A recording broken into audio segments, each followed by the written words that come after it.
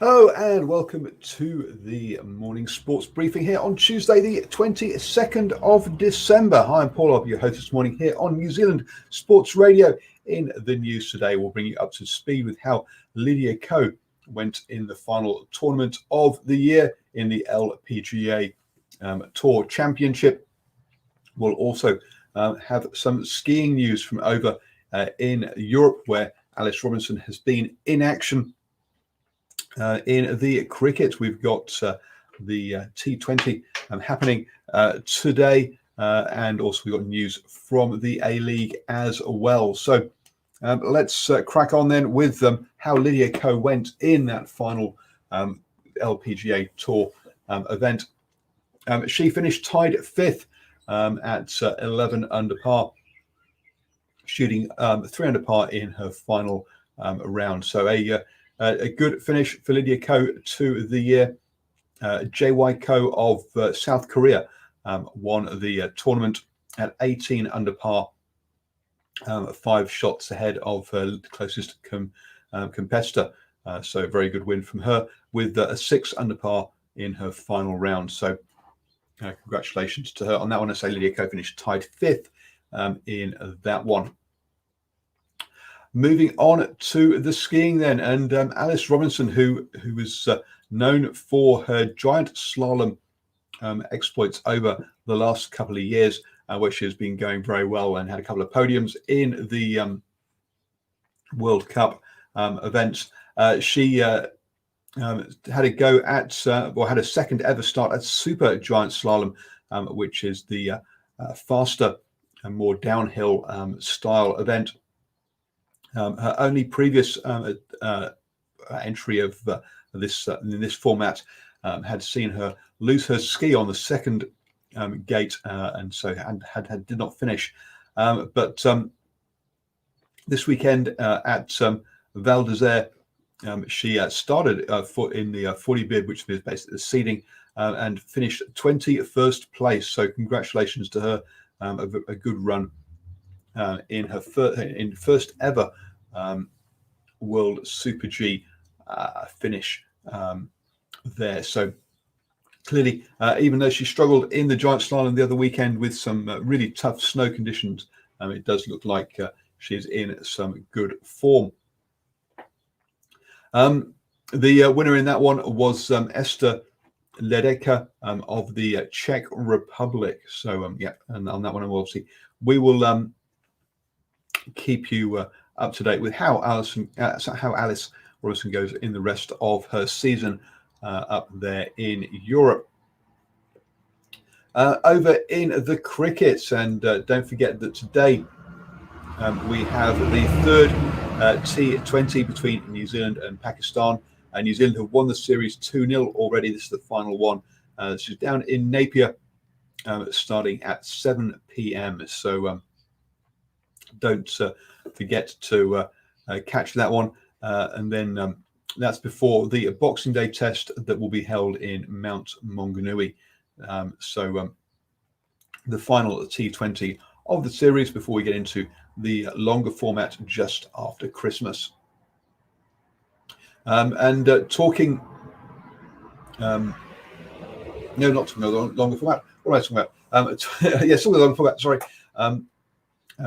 Kane Williamson will be back into the side after missing the second test against the Windies down in Wellington, with ahead of his wife giving birth to their first kid. His inclusion means that Devon Conway will be dropping out of that test squad, with Colin de Grandhomme still unfortunately missing the series due to a stress fracture. Daryl Mitchell will be in the pace attack for that test squad. So the test squad is Kane Williamson, Tom Blundell, Trent Bolt, Carl Jameson, Ton Latham, Daryl Mitchell, Henry Nichols, Mitchell Statner, Tim Southey, Ross Taylor, Neil Wagner, BJ Watling, and Will Young. Will they actually go for an all pace attack or a spinner on that Boxing Day test? We'll have to wait and see. Had spinners have gone well in Matt Magnoli before, but we'll have to see what tactics they choose. But don't forget, we do still have that final T20 today as well. To catch on how the first two T20s went, as well as the New Zealand A game against Pakistan and the test match over there in Australia, between Australia and India. You can listen to Swinging from the Hip from last night, where myself and Aaron ran through all of the action from the cricket. So you can go check that out either on our Facebook page or download it as a podcast. Just search for New Zealand Sports Radio, New Zealand Sport Radio, not sports, New Zealand Sport Radio on your favourite podcatcher. Moving on then into the A-League and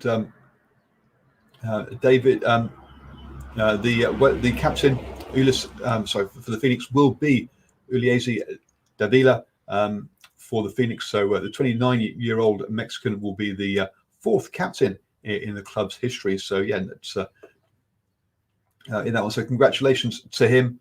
With an outbreak of COVID, the Wellington Phoenix opener, which will be on the 29th of December against the Roar over in Brisbane. But with the Phoenix being in New South Wales, there may be quarantine issues as with the outbreak of COVID-19 in Sydney. So we'll have to wait and see how whether that will have to be postponed or not. The head of leagues for the A-League, Greg O'Rourke, says that they've got 218 games to be played over the next 6 months, and they plan to play them all. So if there are quarantines or border closures, then they will postpone those games and play them at the earliest opportunity. The league itself will kick off this Sunday. Yep, it's all about to start over there in Australia with the Western Sydney Wanderers taking on Macarthur FC this Sunday. So yeah, the football action about to start over there in Australia. You have now started the day the best way up to speed with all the important sports news. Don't forget to join us at 8 p.m. this evening for the Driving Maul Show, where we'll go over all of the important rugby hot topics, including having a look at the Pac-4, the new women's test competition. So do join us for that this evening at 8 p.m.